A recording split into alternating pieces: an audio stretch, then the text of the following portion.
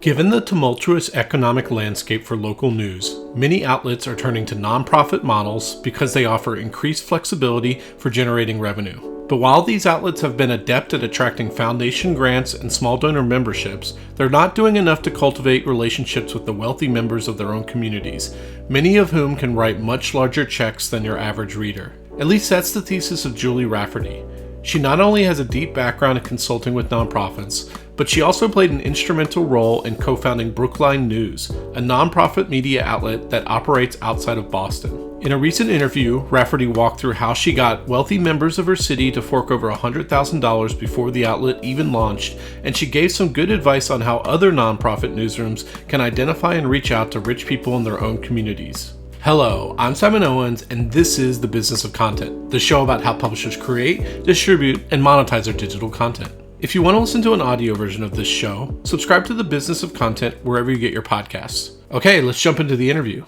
Hey, Julie, thanks for joining us. Oh, my pleasure, Simon. Good to see you. So I think you and I came into contact when you wrote me this really intriguing email, the thesis of which that too many nonprofit newsrooms were too focused on small donors, small members, and they weren't putting enough focus on kind of courting larger donors who can pay, somewhere north of like 1,000. I think the way you put it, between 1,000 and 10,000 hmm dollars. And so I, want to get into this and hmm hear more of your thoughts on this. I'd love to just start with just hearing a little bit about your background and your kind of knowledge in this area, because you specialize in working with nonprofits, not just newsrooms, but all sorts of Right, nonprofits, right? right.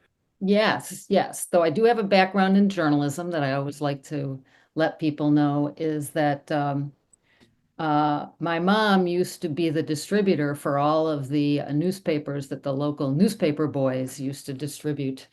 That back when there were newspaper boys and girls. And she worked for Gannett, which is one of the news chains that everybody is so familiar with. But and then I worked as a journalist for 3 years in upstate New York before I then moved into Boston and working with nonprofits, large and small, largely in the arena of fundraising, communications, and philanthropy. And that's actually been the area that my husband and I both worked in for many, many years. And so we've worked with tons of nonprofits, large and small. Yeah, and you run your own consultancy for it, I right? do, yes. I've been doing that full time since 2016, and my husband did it for a few years before that. And so we've had a lot of clients in the greater Boston metropolitan area, as well as clients in other parts of the country. Yeah, and you moved to Massachusetts. You moved to some town called Brookline. Is that Brookline, right, yeah. right, So yes. tell us about this town.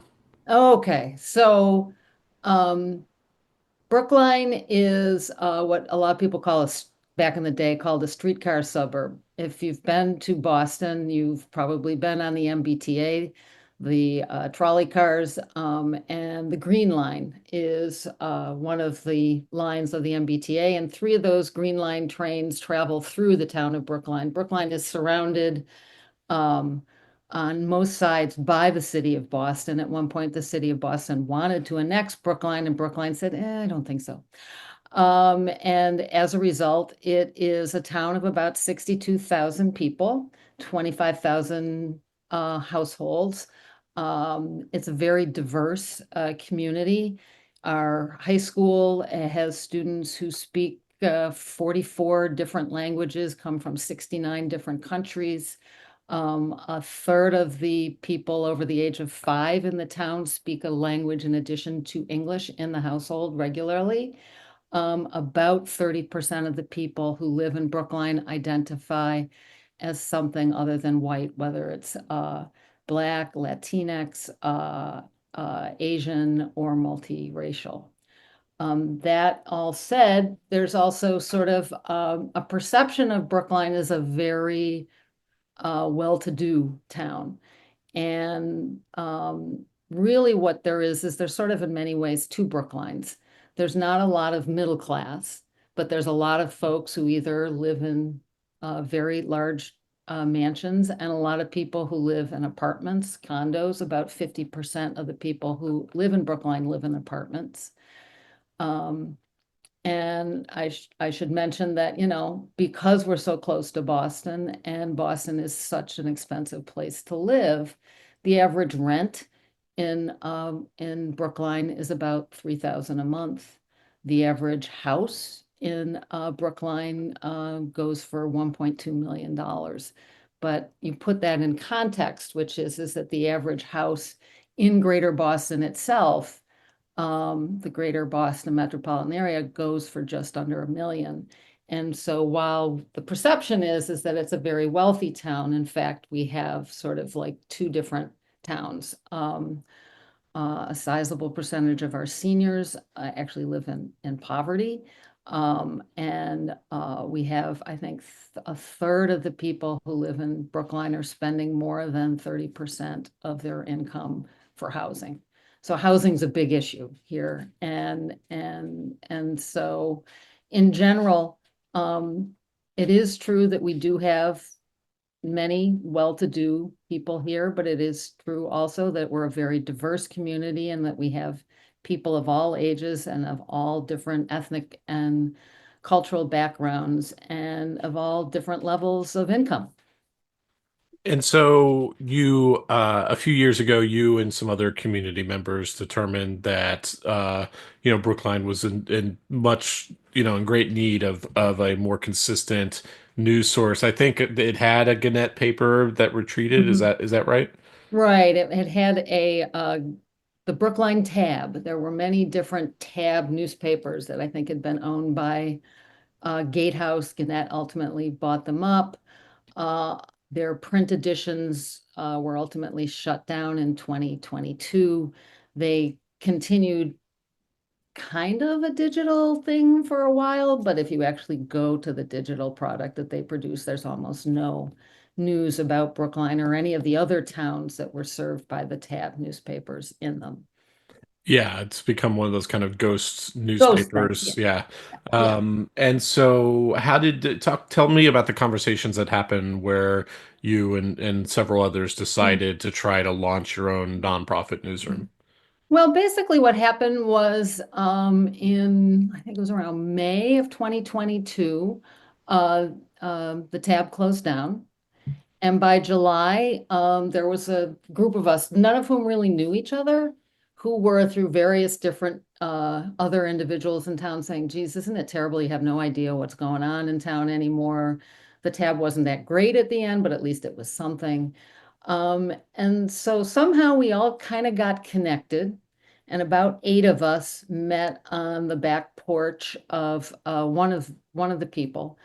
And the group included two people who had formerly worked at the Boston Globe, a woman who had worked for Bloomberg and the New York Times, another individual who was a business person, myself, and a couple of other sort of business people, people who had worked in nonprofits, and a woman also who had worked in public radio and in television. And so we had this sort of nice mix of people who had worked in nonprofits, some business people, and a lot of journalists. And it was about 8 or 9 people all together. And we had several meetings over that summer, and we came to the conclusion that we did not want Brookline to become a news desert. Yes, we were served by the Boston Globe, but the Boston Globe was not gonna serve the town at the level of reporting that a local newspaper would. And so we agreed on a couple of things. We agreed that we were going to go for the nonprofit model rather than the for-profit model. We agreed that we were going to be digital only, at least at the start. And we also agreed that we weren't going to do anything unless we could raise $100,000, enough money to guarantee an editor that we would hire, that he or she or they would have income for at least a year, because we hope to hire somebody good. Yeah. And so obviously you could go after and try to make some big appeal to the community to, donate, but instead you're like, no, it'd be much faster just to find a handful of people, at Mhm. least for the startup, this 100,000 startup capital. So talk to, so, and obviously you had this background in nonprofits. So like talk about how you Mhm. kind of leverage that knowledge you had to kind of go out into the community and find these initial people to help you raise the $100,000. Well, fundraising at the end of the day, and particularly major gift fundraising, is all about relationships. And yes, we maybe could have gone out into the community, but first of all, who has a list? Who are you going to Yeah. ask? And so as we talked, we were able to sort of approach this in the way that larger or any size organization would approach like a mini capital campaign. And so in that circumstance, you sort of say, okay, who are the people that we can approach that we know, that we have a relationship with, that we know are philanthropic, and that we also know might care about this versus giving to the local museum or the food pantry, which they may also do, but they'll care about this in particular. And so luckily there were connections that our small group had. There was one individual very well known in Boston writ large who at one time had wanted to buy the Boston Globe, but was unsuccessful, and he lived in Brookline. We actually had both the current owner of the Boston Globe and a family member of the prior owner of the Boston Globe who lived in Brookline. And we had some other So friends. people understood the power of journalism and the importance of journalism, I guess. Exactly. Is that we were going for people who cared about this space. Hmm. And then we also wanted to broaden people beyond that initial group to people who cared about Brookline. So another one of our initial donors was someone who's been very philanthropic in a very quiet way to a number of Brookline area nonprofits. And then there were people who we knew would care about the message of preserving democracy. Because Hmm. this is, 2022, early 2023. And we're at this point, we're beginning another cycle in the national political campaign. And so that we started to also talk about the importance of journalism and democracy. And so through that process, we were able to raise our $100,000. A couple of the people we were able to get to agree to make more than 1 year's commitment. Hmm. That becomes important too when you're going to go out then and recruit somebody. And so we felt confident at that point that we could post the job while we were continuing to fundraise. And continue to do all those other things that you have to do as a nonprofit. You don't just go out and file business papers. You also have to file a lengthy document with the IRS to be approved to be a nonprofit, a process that can take 6 months. And so we actually began our fundraising using a fiscal sponsor, which was another nonprofit. Um, who agreed to be our fiscal sponsor so that people making those donations knew they were going to get a tax deduction from the Yeah. donation. And just to explain, like a fiscal sponsor is a way for a newsroom to kind of create a shortcut towards like getting nonprofit dollars because it's going through a nonprofit that's already gone through all that red tape and Right. everything like that, and so people donate to the nonprofit and the nonprofit then filters it to the Right. ostensibly for-profit organization. So Right. that's what you did from the beginning, That's and what then we did initially because yeah. we wanted, I'm the sort of person who A, likes to set a deadline and meet a deadline, as do many journalists. And that I wanted to capitalize on the energy and enthusiasm that we had in the group. And so it was important to be able to kind of go bing, bing, bing versus, well, we'll wait for our nonprofit status. And some people, you can technically, once you've filed your application, I believe you can begin to start raising money, but on the expectation that it will be approved Yeah. retroactively to the date, but I didn't want to do that. So we went with a fiscal sponsor. So you raise this $100,000, you post the job posting. Talk me Mhm. through, who you hired and how, and just like the launch of the publication, like Sure. how you kind of made a big splash in the community. Mhm. So we had aimed for launching our newsletter first and then our website within a month. and we aimed for launching our newsletter the week of the Boston Marathon, which travels through Brookline. And this was the 10th anniversary in 2023 of the marathon bombing. And so our first story, which we knew could be sort of planned in advance, was going to be interviewing people in Brookline who had been involved in some way on the day of the marathon bombing as something to be the first newsletter that we would send out. So we began our recruitment process for the editor, I think in February. And in the end, we wound up hiring somebody who'd actually been working with us as a volunteer on some related activities. His name was Sam Mintz. He was and is our inaugural editor, is still here with us, thankfully. His background was he had worked in journalism at a local level at the Cape Cod Times. He had also worked for Politico. And so he's a fairly seasoned but young journalist who took on the job as editor and as our first and sole employee. And he launched the newsletter. Our first stories, again, were interviews with beautiful photography donated by a local photographer about a group of individuals telling their story of the marathon bombing. And then we also wanted to be launched in April and May because townwide elections happen in May. And Brookline's a pretty political town. There's a core group of individuals who are very focused on politics. And we felt that that was going to be a great way. And there were issues that were coming up. There was a vote on the ballot as to whether or not to approve the building of a new school. And so all of those things gave us sort of like the momentum to be covering something that people would care about, that they would be interested in sharing what we were doing about it with their friends and neighbors. And so during the first few months, like what were the resources that you had? Was your editor doing most of the reporting? Did he have a freelancer budget? And like what did you focus on from a coverage perspective? Obviously, knowing that you had limited resources, was it very kind of civics, government focused? Mm-hmm. Yeah, a lot. Our goal was to make sure that we were covering stuff that people needed to know together with stuff they'd want to know. So, for example, we have a calendar listing because people want to know something fun they can go do.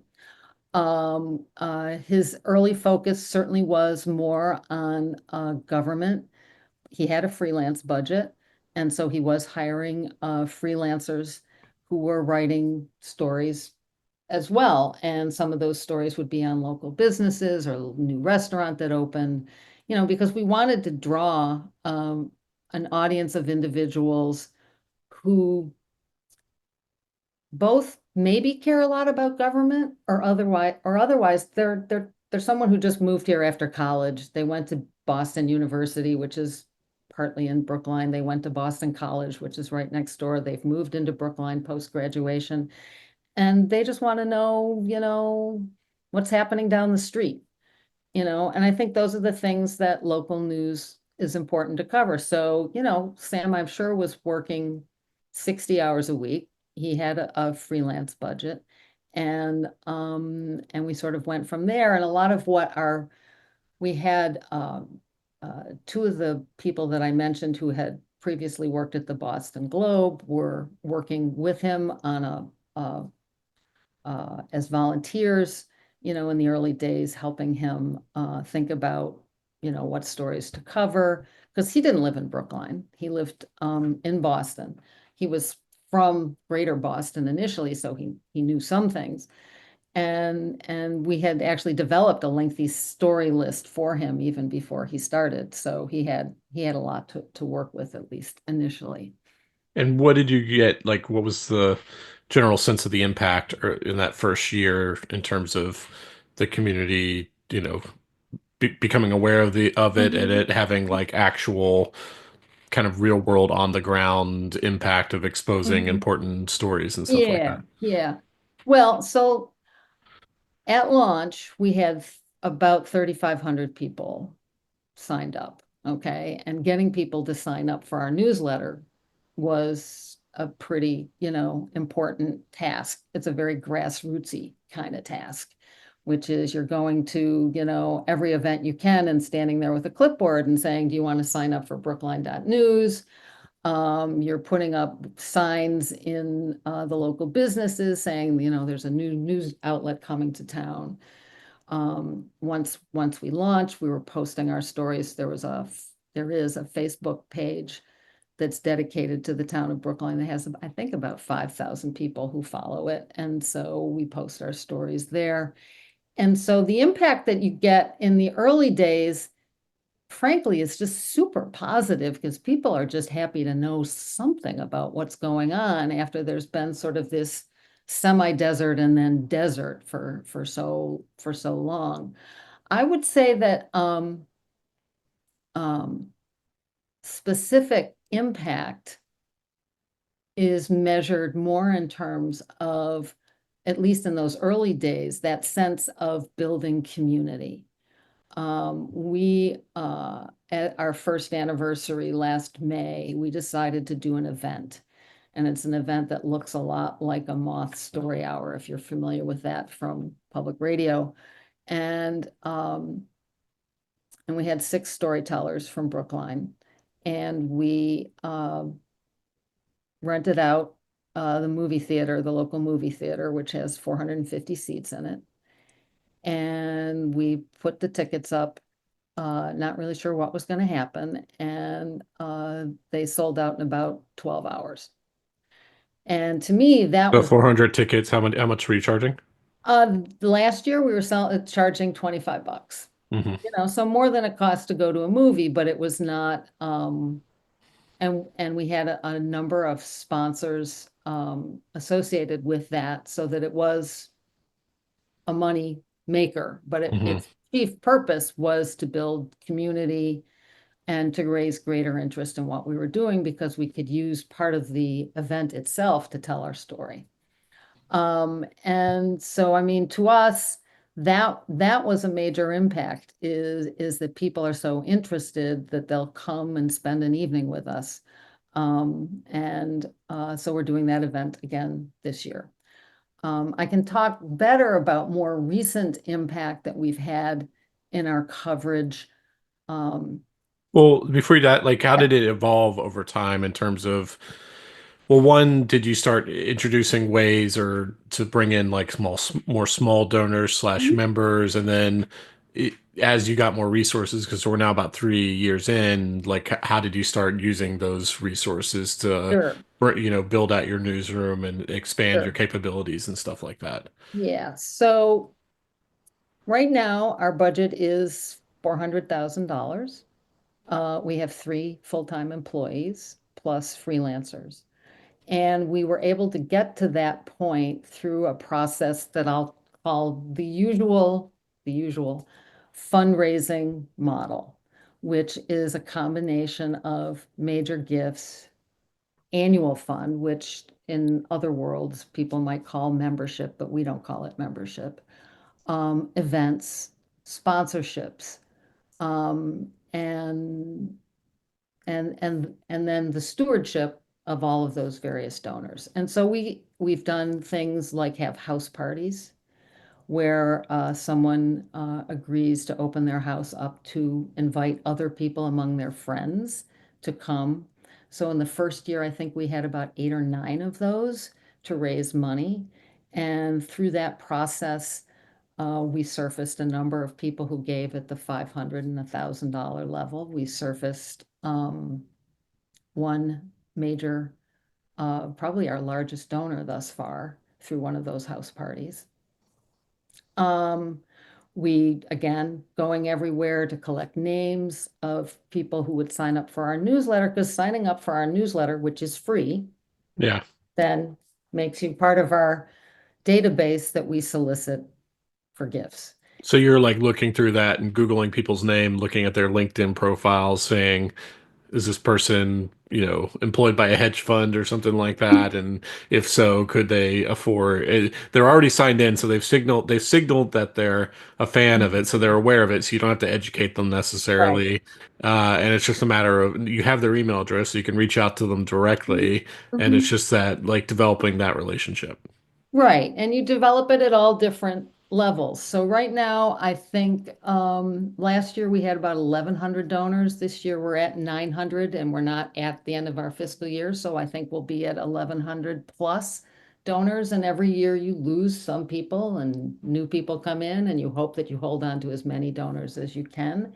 And so, right, they all range at all different different levels, and they all hear from us from a fundraising perspective during three discrete periods of time.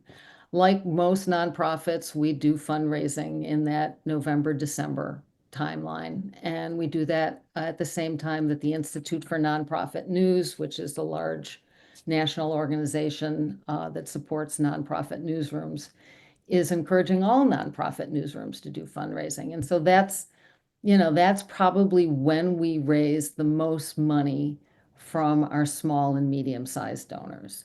We do a second fundraising-ish series of appeals around our stories event, our event in the theater. And then we do a fiscal year-end appeal um, in the May, June timeline because our fiscal year ends June 30th. And in each of those times, it isn't send them one email. It's, send them a bunch of emails, talk about your impact, talk about why it's important to give and see who gives, um, what level they give at, and then sit down with our development committee and talk about, well, this person, like you said, looks like, they're giving us $250, but we can see that they're also on the board of several other Boston area and Brookline area nonprofits. Can we get a meeting? Can we get a conversation? Will they come to a house party? How can we get to know them better? And how can we find out what they think about what we're doing now and what they might be willing to support in the future? So what is a small donor? Is that someone giving like $5 a month and like recurring membership, or like how are you thinking like that group specifically? How are Mhm. you kind of targeting them, and what are you trying to funnel them into? A one-off donation, a membership? Like, is there some kind of basic membership that people can sign up for? What does that look like? Yeah, so we don't do membership. Okay. And we've gone back and forth on that and actually talked to some folks um, in public radio about that, interestingly. Um, the only sort of membership society, I'm going to call it, that we have is $4,000 and above donors. And everything else is you're a donor, you're a supporter. Um, and our goal is that, information is free. Everybody needs to have access to that information. We're never going to have a paywall. But we want you to support us at the level to which you are able. So our pitch is really more like the pitch you hear from your local hospital, your local food pantry, your local, organizations like that. It's not really a membership driven thing. We're not offering levels of benefits and stuff like that.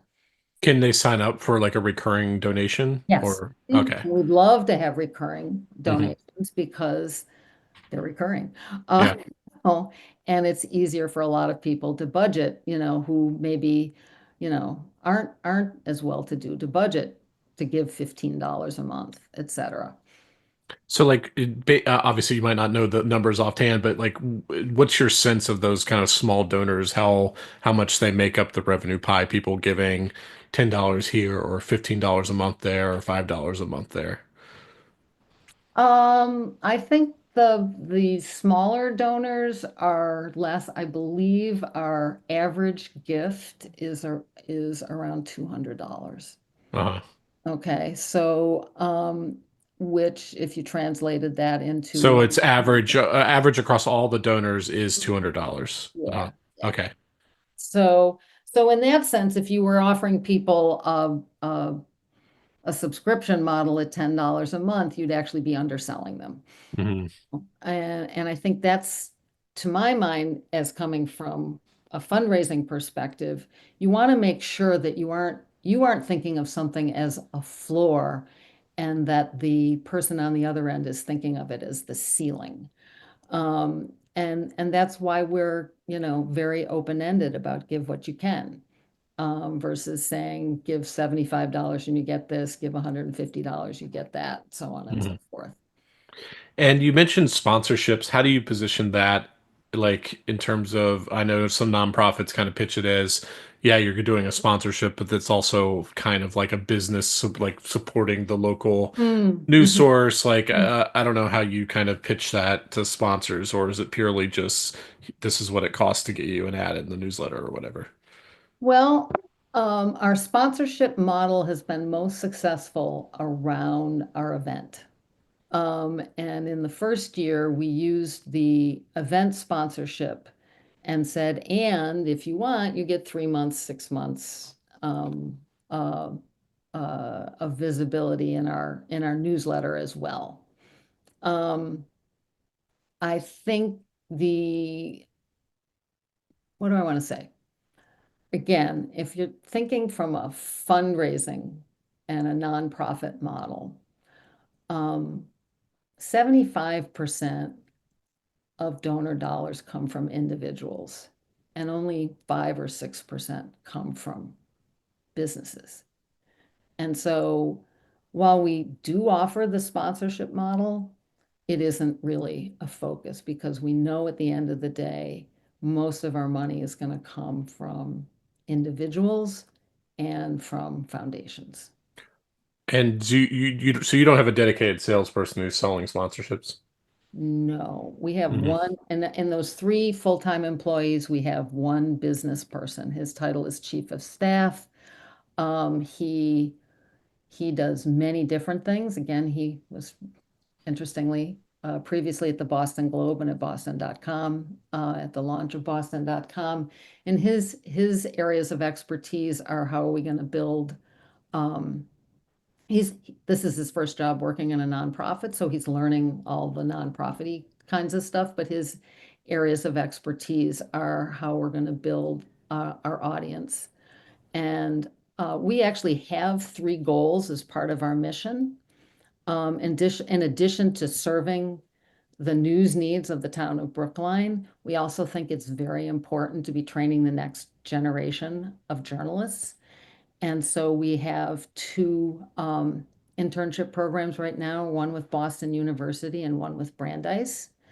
And through that, we probably give about 15 plus students each year the opportunity to get their first published clips to get and teach them how to be journalists. Um, and then our third prong of our mission is to help other nonprofit newsrooms figure out how to do what we're figuring out how to do. And so we actually, in our first year, had a day-long session co-sponsored with BU that we had about 100 individuals come to who mostly in Eastern Massachusetts, but also elsewhere in New England, are also starting nonprofit newsrooms, just to talk about shared experiences, what to look at. BU then did the same event for the same group again this past fall. And we're looking at other ways that we can help organizations. And part of why we have that three-part mission is because aspects of that mission will be appealing to donors and to foundations in a way that only doing news in Brookline may not be. Do you go after foundation support? Like, do you have like grant writing and stuff like that? Or how big is that like in terms of like a part of your strategy? I believe in our minds, we think that foundations will be somewheres like the industry norm will be maybe 20 to 25% of our revenue. Currently, we have grants from the Brookline Community Foundation. We have a Google grant. We got a grant from the Arts Council to support the Stories event. Um, we've gotten through INN, we get a good sized grant from them of about 25,000 a year. And the Bar Foundation, which is another foundation. And so, that's all in the mix there as well, and foundation fundraising is largely about relationships too. Because at the end of the day, a lot of foundations, you're dealing with people who are going to make the decisions whether to give the money to your organization or some other organization. So it's So, all really about so how relationships. do you cultivate those relationships? Do you go, Well, is there like a national association of of grant uh donors or whatever where you're going yeah, to there like some is events? actually. Yeah. Yeah, there is. But that is a process of identifying foundations that may be interested in what your organization does. Hmm. And there's actually a giant database of every foundation that exists in the United States that you can punch in information, say, I'm looking for foundations that support democracy, support journalism, support environmental issues, support K through 12 education, whatever may be an area that your organization is gonna cover and journalistically. And you can get a list that comes out from that you then start to look through and see, oh, yes, these people do K through 12 education, but they only support organizations in uh, Minnesota. Push them aside. And so again, it's a weeding through process, and you start to identify who those foundations might be. It's also relationships that you may have someone in Brookline, maybe on a board of one of those foundations, or maybe on the board of another foundation, but they know people at the foundation you want to apply to, et cetera, et cetera. So it's working all of that. Yeah. So after this interview goes Complicated. live, after this interview goes live, let's say a lot of people who are trying to start up their own Mhm. nonprofit, or maybe they already run a local news organization, but they just have not focused on the large ticket donors. They've been more focused on like memberships and stuff like that. What Mhm. kind of advice would you give them to really get started in terms of drumming up some of this kind of large donor support? Mhm. Well, I'd start with a couple things. If you're a journalist, I'd say really you don't want to be doing this. It makes you kind of uncomfortable. You want to be doing your job. You want to find someone or several someones who have actually done fundraising and see if they will help you either create a development committee if you don't already have one. We have a development committee on which are several people who are career fundraisers. And that means they know a lot of people and they also know how to do fundraising. So that would be my first piece of advice. Do you have a development committee? And who's on that committee? Don't put people on it who are afraid to ask for money. Don't put people on it who have never done fundraising before. Don't put people on it who think we ought to have a gala, because that's not fundraising. That's fundraising. And if you have money, hire somebody. There are consultants out there like me. We've actually at different points hired, a consultant for a few hours of time to get some advice Yeah, as because to I feel what like you I feel do. like volunteers, they're hard to work with because the second that something else more important comes up in their lives, they're going to focus on that, and then it's just going to be like just a bunch of loose Where's my thread. stuff? Yeah.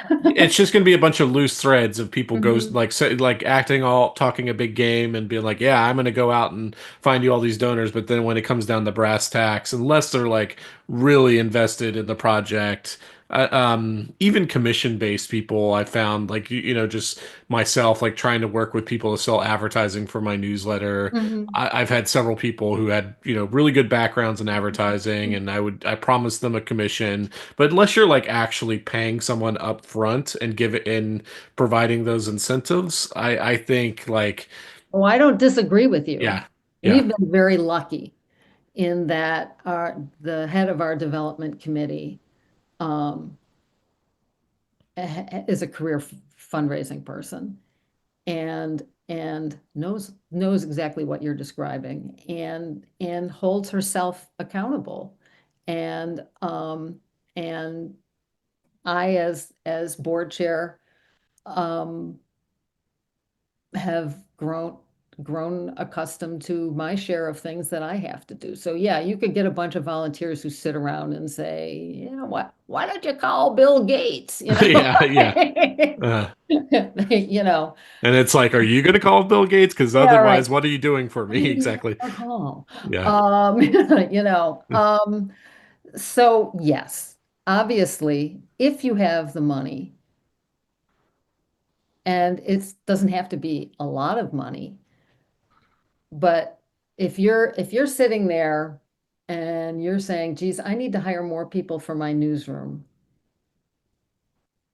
maybe you need to hire more people to do fundraising first. Yeah. Yeah. You know, and I think that's where the conundrum happens is you're working 60 hours a week, you're a solo person doing this, and you've gotten $50,000 or $100,000 and you're saying, geez, I'd love to hire another reporter. It's Uh-huh. like maybe the next thing to do isn't that, it's to spend 20 or 30,000 of that money to hire someone who's an experienced consultant fundraiser who will set up a program for you, will identify 10 or 20 people that you can meet with and cultivate relationships with.